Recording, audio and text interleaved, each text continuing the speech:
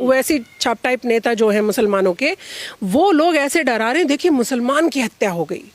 अपराधी की हत्या नहीं बोल रहे हैं, बोल रहे हैं देखो मुसलमान को तो बड़ा टॉर्चर कर दिया गया है यहाँ पर। अरे भाई अपराधी था, गुंडागर्दी करता था, इतना बड़ा साम्राज्य कैसे बना लिया उसने? कुरान शरीफ में क्या लिखा है? किसी अपराधी का साथ मत दीजिए। कोई गलत कर रहा है, कानून है ना आपके पास।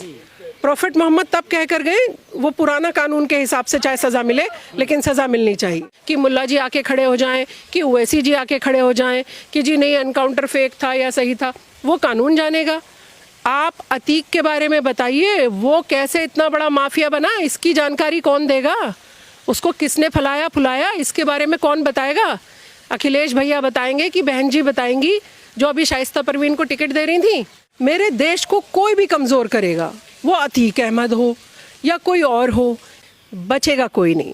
योगी जी के राज में बचता कोई नहीं है। मैं समाजवादी पार्टी वालों से एक चीज़ पूछना चाहती हूँ कि क्या जब वो इतना पनप रहा था, जब वो माफिया बन रहा था, जब वो माफिया कहलाता था, जिसके नाम से सब लोग थर थर कांपते थे, दिन में किसी को भी गोली मार दी, किसी की हिम्मत नहीं थी, किसी की भी ज़मीन कब्जा ली, किसी की आवाज़ निकालने की भी हिम्मत नहीं थी अतीक अहमद के खिलाफ, तब ये समाजवादी वाली पार्टी वाले कहाँ गए थे?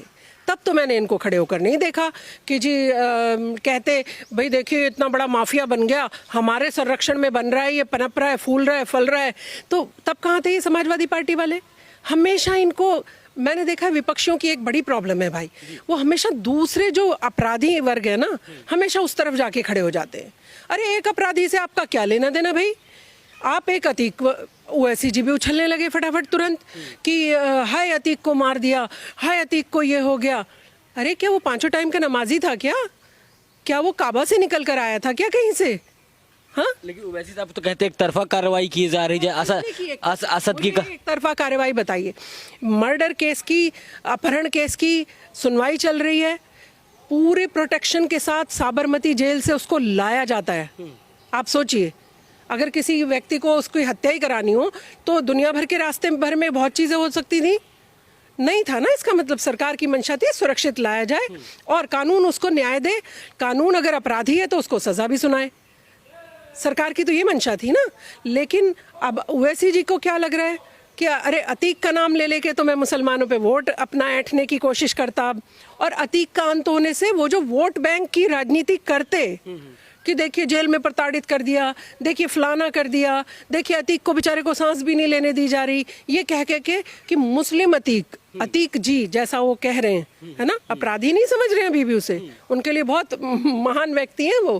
तो काफ़ी टाइम तक उत्तर प्रदेश की वोट भी बटोरने की सोच रहे थे ओवैसी जी, अब वो वोट हाथ से निकल गई है, क्योंकि अब अतीक का देखिए, अपराधी के मरने का पूरे देश की जनता समझ रही है, विपक्षियों को छोड़कर पूरे देश की जनता समझ रही है कि नहीं, इन्होंने भी एक एक माँ को बहुत सताया है, इन्होंने भी किसी किसी के घर छीने हैं, इन्होंने भी किसी किसी को इतना प्रताड़ित किया है। एक औरत रो रही थी, गोली लगी हुई है, पति का पता ही नहीं है कहाँ चला गया।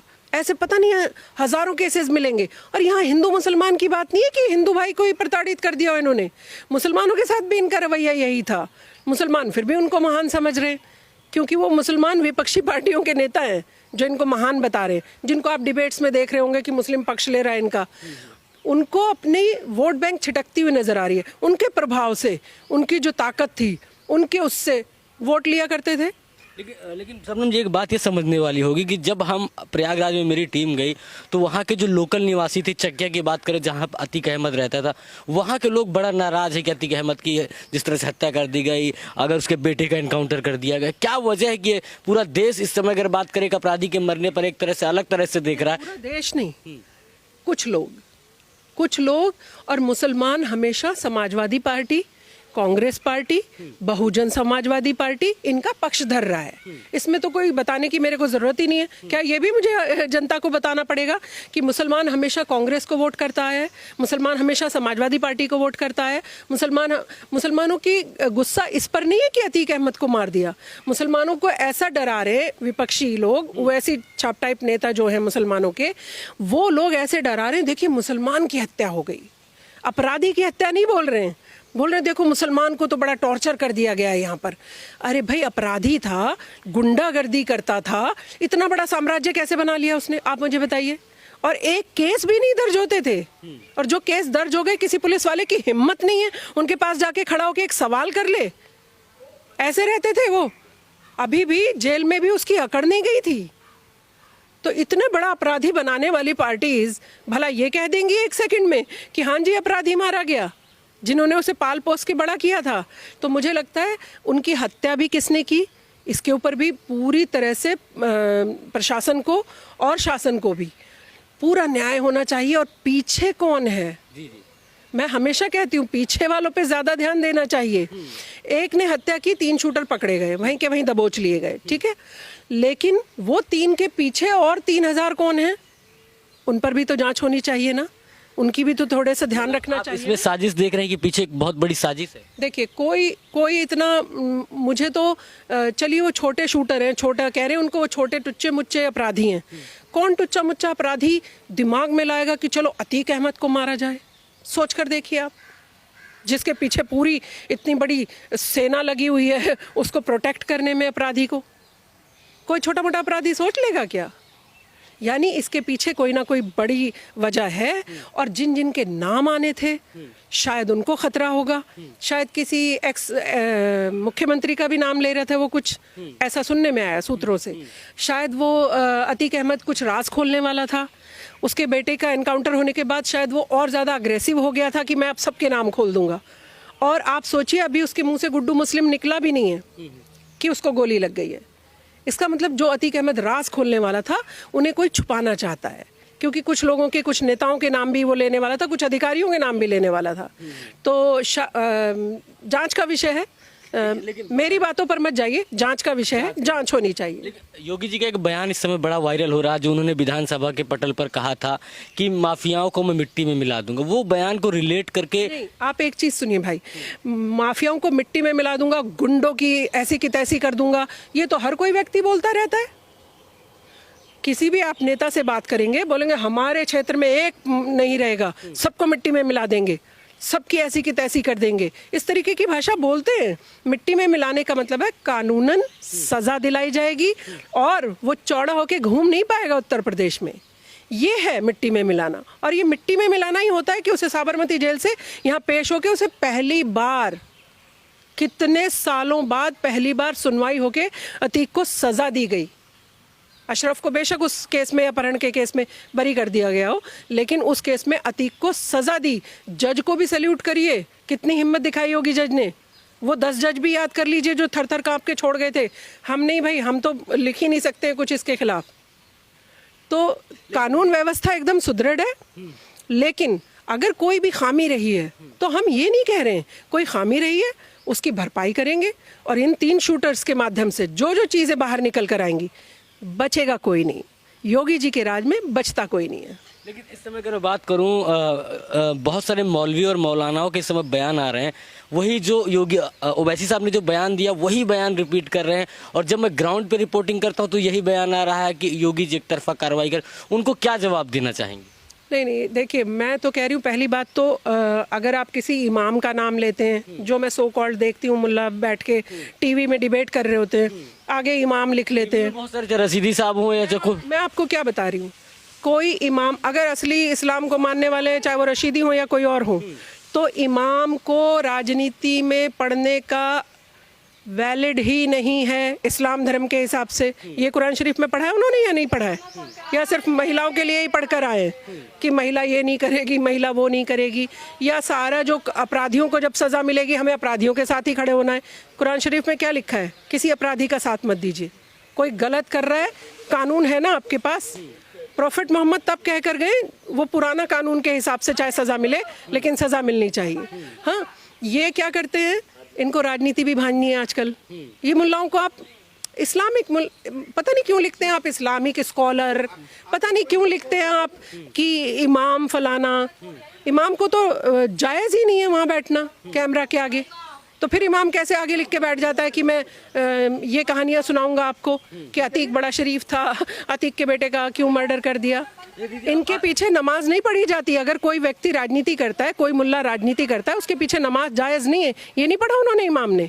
अच्छा, असद ने जब उमेश पाल का हत्याकांड किया था, पूरे देश ने देखा था।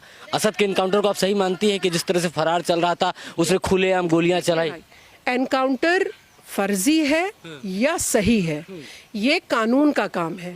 और पुलिस कोई भी एनकाउंटर करती है, उसके सबूत पुलिस को देने पड़ते हैं। याद रखिए, कानून के सामने उसको सबूत बताने पड़ते। यहाँ से भागा था, यहाँ चला, यहाँ दौड़ा, इसने इतनी गोली चलाई और हमने यहाँ पर मारा, तो वो अपना पुलिस सबूत देगी। अगर फेक होगा, आपने देखा होगा 20-20 साल बाद कई फेक एनकाउंटर वाले पुलिस अधिकारियों को सजा मिली है, अगर कोई फेक एनकाउंटर हुआ होगा। तो आप और मैं कौन होते हैं ये जज करने वाले कि फेक है? अपराध तो जज हो सकता है, क्योंकि सामने है, अतीक का साम्राज्य दिखाई दे रहा है, 10 जज थर्रा रहे हैं, सामने दिखाई दे रहा है कितना बड़ा अपराधी है। एनकाउंटर फेक है या वैलिड है, ये पुलिस प्रूव करेगी न्यायालय में। आप और मैं कौन होते हैं ऐसे ही बिना सोचे समझे कहने वाले कि फेक है? क्या पता वो क्या कर रहे थे, क्या पता उन्होंने पुलिस के ऊपर कितनी गोलियां चला दी हों। और वो जो इतने दिन से भागा हुआ था, वो हाथ बांध के तो आया नहीं होगा चुपचाप से। आप सोच कर देखिए, सोच कर देखिए आप, वो ऐसे तो नहीं आया होगा ना कि मैं डरा भी हुआ हूँ, मुझे पुलिस से भी बचना है और मैं बस सीधे जाके चुपचाप से ऐसे जाऊँगा बाइक पे। ऐसे तो नहीं होगा ना, वो भी अपना तैयारी से ही आए होंगे। जो एक और मारा गया है और असद, वो भी पूरी तैयारी से ही घूम रहे होंगे, अगर सड़क पे घूम रहे होंगे। तो सोच कर देखिए, हमें एनकाउंटर के बारे में कुछ नहीं बताना होता कि मुल्ला जी आके खड़े हो जाएं, कि ओवैसी जी आके खड़े हो जाएं कि जी नहीं एनकाउंटर फेक था या सही था, वो कानून जानेगा। आप अतीक के बारे में बताइए, वो कैसे इतना बड़ा माफिया बना, इसकी जानकारी कौन देगा? उसको किसने फलाया फुलाया, इसके बारे में कौन बताएगा? अखिलेश भैया बताएंगे कि बहन जी बताएंगी, जो अभी शाइस्ता परवीन को टिकट दे रही थी। और बहुत दिन बाद जब देख लिया कि शाइस्ता परवीन का कोई चांस नहीं है ना, बिल्कुल पुलिस से घिर चुकी है, तब कहा है कि हमारा अब इनसे कोई वास्ता नहीं है। वरना लास्ट टाइम तक भी बहन जी को लग रहा था कि लड़ा लूँ ही नहीं। सोच कर देखिए आप, कितना बड़ा शेल्टर होगा। और उनको बचाने में, छुपाने में कौन कौन लिप्त हैं, इनकी भी इंक्वायरी होनी चाहिए। शाइस्ता परवीन इस समय फरार है। लास्ट और आखिरी सवाल, क्या लगता है शाइस्ता परवीन और गुड्डू मुस्लिम का कुछ ऐसा कनेक्शन है जिसकी वजह से अतीक अहमद को मारा गया? मुख्य कड़ी कौन है? ये बहुत सारे कंफ्यूजन है। आप कैसे देखती हैं जब इस पूरे केस को आप एनालाइज कर रही हैं? मैं देखती हूँ कि गुड्डू मुस्लिम या शाइस्ता, गुड्डू मुस्लिम अतीक अहमद का दायां बायां हाथ था, बेइंतहा उनके करीबी राजदार था। तो शाइस्ता परवीन का भी वो उतना ही करीबी राजदार हुआ ना। तो हो सकता है दोनों की आपस में कुछ मिली भगत हो सकता है दोनों एक दूसरे को कुछ ना कुछ सूचना दे रहे हो, आदान प्रदान कर रहे हो। पर शाइस्ता परवीन कहाँ छुपी हैं? उन्हें कौन शेल्टर दे रहा है? राजदार तो बात की बात है, शाइस्ता परवीन को किसने छुपा रखा है, ये जांच का विषय है। और जहां जहां जब पकड़ी तो जाएंगी एक दिन, कानून के हाथ बहुत लंबे होते हैं, कोई बच नहीं सकता कानून से। जब इतने बड़े बड़े दुर्दांत अपराधी हाथ आ गए हैं, तो शाइस्ता परवीन तो चीज़ क्या है। और जब वो पकड़ी जाएंगी तो जो जो लिप्त पाए जाएं, उन पर भी उतनी ही कठोर कानूनी कार्रवाई होनी चाहिए, जिन्होंने भी उसे शेल्टर दिया हो।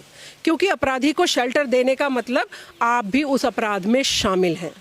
डर का जो अतीक अहमद का माहौल था शबनम जी, डर नहीं लगता जब उसके विषय में बात करते? क्योंकि बहुत सारे जब हम लोगों से बात करते हैं बड़े डरे हुए महसूस होते हैं, डर नहीं लगता? अगर कभी सच कहने से डर लगे ना, तो फिर लगता है मुझे कि आप भारतीय नागरिक नहीं हैं।